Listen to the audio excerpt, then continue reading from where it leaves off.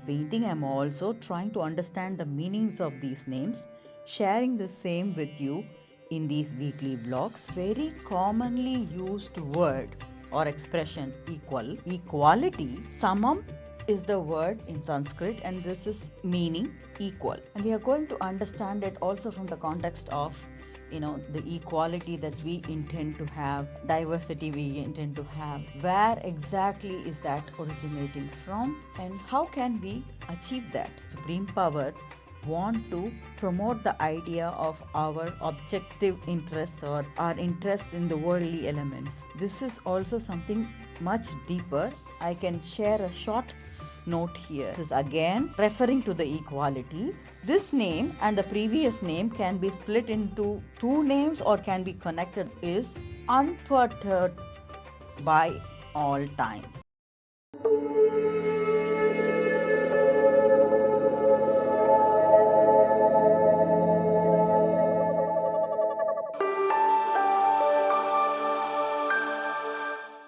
Welcome back to the Clay Studios oil painting vlog number 12 of Sri Vishnu Sahasranamavali.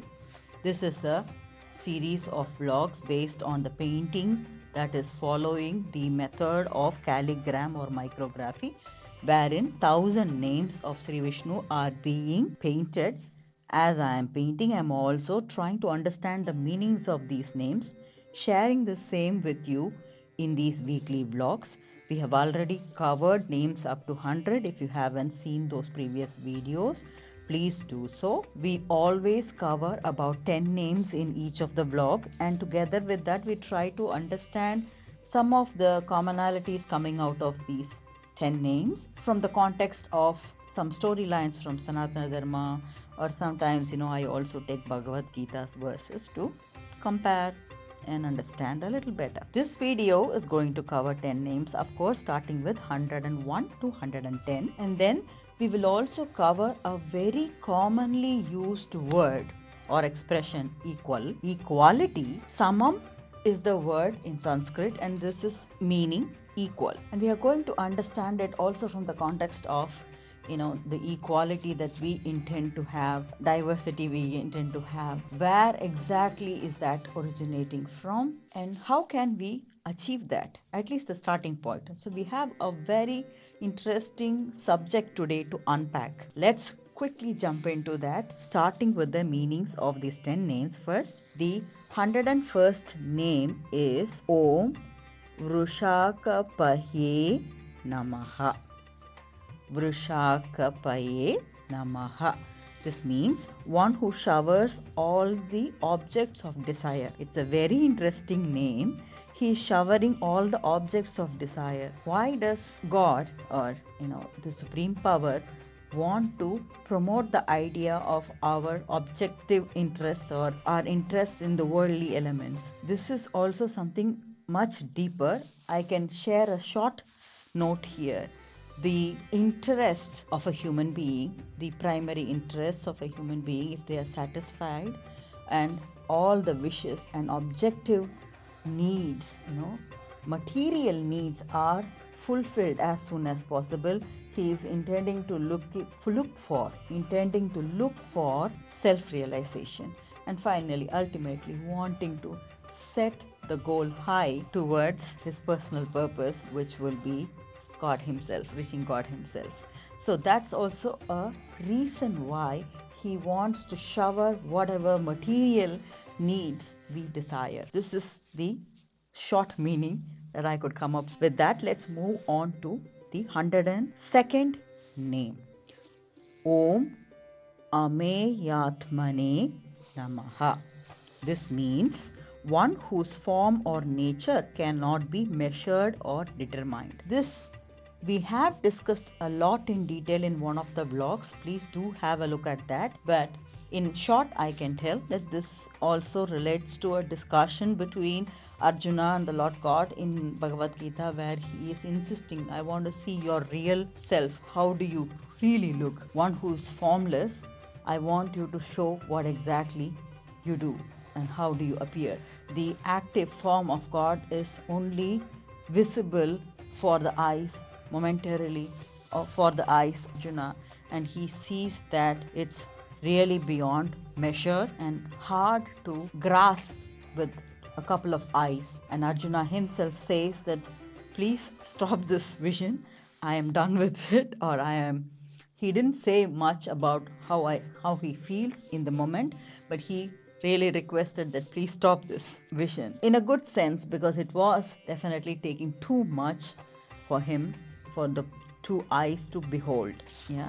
So one whose form or nature cannot be measured or determined is the meaning behind Ameyatmane Namaha. 103rd name is Om Sarva Yoga Vinishrutaya Namaha. Sarva Yoga Vinishrutaya Namaha. This means one who stands aside completely from all bondage. So all type of bondages, he is present within us, but he doesn't bond too much in a way that he is dependent on us. Yeah. So this detached attachment, we have also touched upon this topic somewhere in one of the vlogs, is what is slightly highlighted here. One who stands aside completely from all the bondages. Let's look at the 104th name, Om Vasave Namaha. I think by now we have seen many times this name appearing. Let's go through this. One in whom all beings dwell, and who dwells in all the beings. I think we touched upon this, isn't it? He dwells in us. Yet, if we connect the dots to the previous name, he is not bonded to us. He is within us. 105th name is Om Vasumanase Namaha. This term Vasu means wealth or riches. Oh, funds, good. Here it indicates greatness. So wealth not necessarily means money. Wealth could also mean greatness. So it means one possessed of a great mind is being discussed in this core 10 names. We will look at that. A mind free from attachments, anger, or other evil qualities. So that is called a great mind. What is a great mind? A great mind is not one necessarily looking for how to earn 1 billion, convert that into 10 billion or so. No, not necessarily. It could also be, but most important quality of a great mind here, this term is underpinning a mind free from anger and other attachments or evil qualities. That's really hard to achieve. Let's move on to 106th name, Om Satyaya Namaha. Satyam refers to truth. Satyaya Namaha means one whose nature itself is truth. He never lies. 107th name is Om Samatmane Namaha. This is the word I was looking for. Sama means equal. Yeah? Samatmane Namaha means one whose mind is sama without partiality or anger, and thus the same towards all beings. I think we're talking about the mind, somehow the greatness of the mind. And then if greatness is to be measured, there is some goal set here. It has to be a mind that is free of attachment, anger, or any other equal qualities. That's what we understood previously. So this kind of mind which doesn't have these external problems will by default not be a mind that looks at everything equally. We are reaching there somewhere, but still it is hard for me to understand. We will come into that in a short while. Now we go on to 108th name, that is Om Sammitaya Namaha. This is again referring to the equality. This name and the previous name can be split into two names or can be connected also, saying Samatma Sammita or Samatma Asmita. That can be done. So they all refer to this equality, underpinning the importance of equality. We all know that, but then we also know that in reality it doesn't happen. We have a lot of inequality issues and conflicts arising out of that. Let's see if there is some help coming out of these names. The 109th name is Om Samaya Namaha. This means one who is unperturbed by all times. Means one who is unperturbed at all times. So he is never disturbed by anything or any event at any time. Look at the qualities. If you are not attached, the detached attachment, if you are not getting angry for anything, if you do not have any other evil qualities, negative mentality, by default you will be undisturbed, unperturbed at all times. Hard to achieve, looks like an interesting goal to take up. Moving on to the 110th name, this is Om Amoghaya Namaha. This means one whose worship will never go in vain but will bear ample fruits. I think these names are setting a trend and then giving a caveat. Okay, if you are with this mind, automatically whatever efforts you are putting, the worship, the efforts itself is worship, it will never go in vain. It will bear ample fruits. Obviously it will. Once you are not disturbed by anything, the mentality itself will go towards positive thought process, trying to find more solutions even in dire situations, and obviously that will lead to some good results. It all sounds nice, but this equality is not that easy to achieve, and I definitely need help.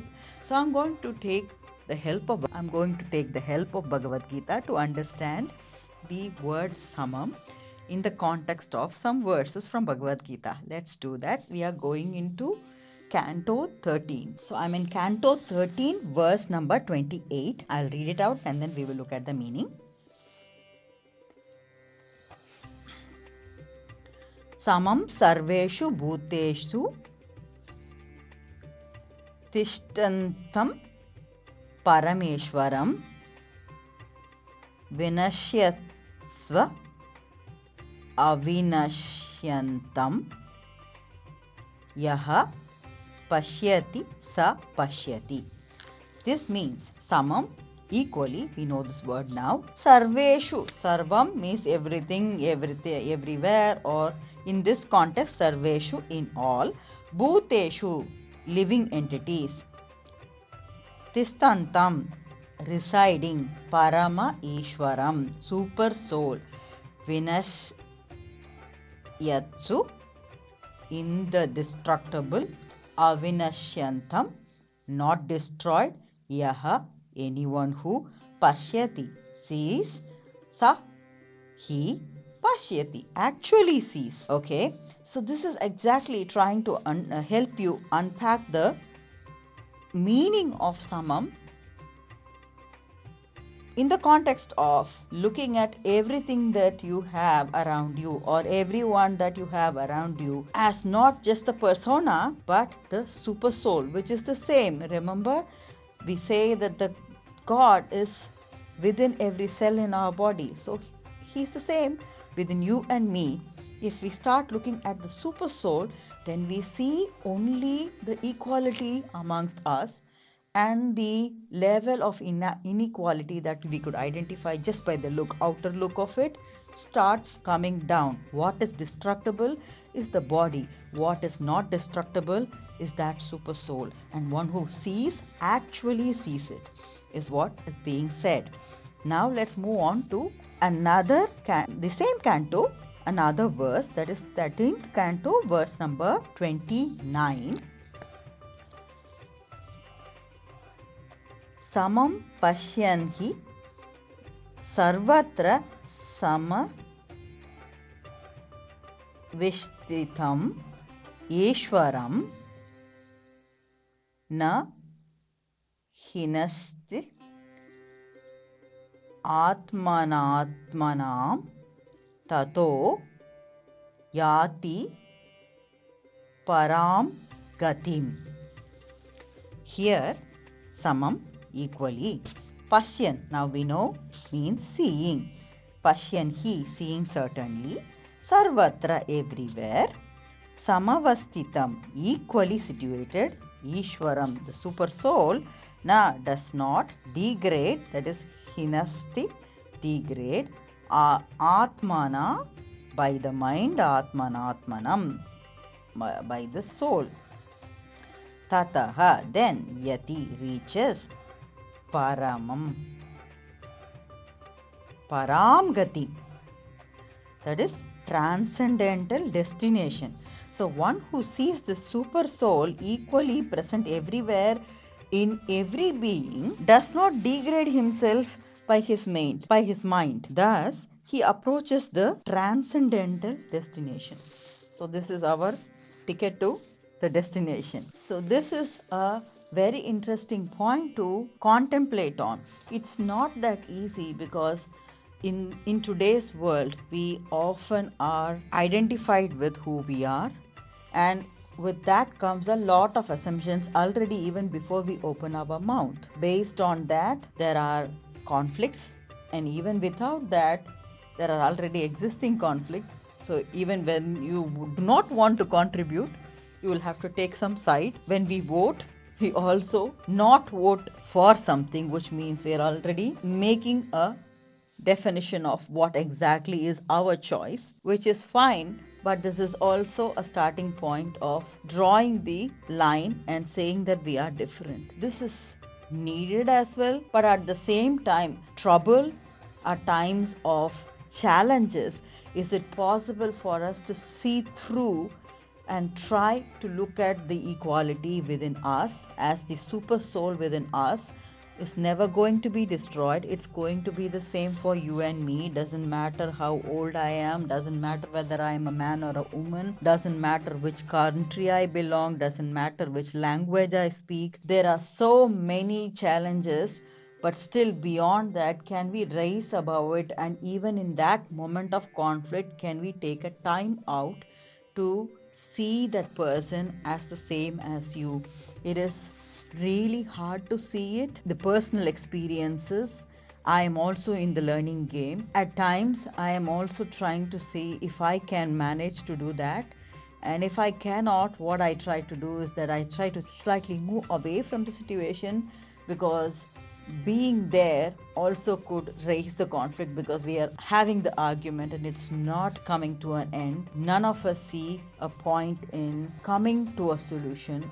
Then it makes sense to just break away a little bit and give a break, so we are able to see beyond, give that pause and try to bring the conflict to a close, or look at it from another perspective, give it a couple of days or so, see if it can, or if it has gone to a level where it has to be, it will be damage or destruction, try to sever what is possible in an amicable way. So one is try to look at the person opposite to us as equal, the super soul. If that is not happening, the next level is that, okay, we have to salvage what is remaining in a safe and amicable way, is what I have learned so far from the experience.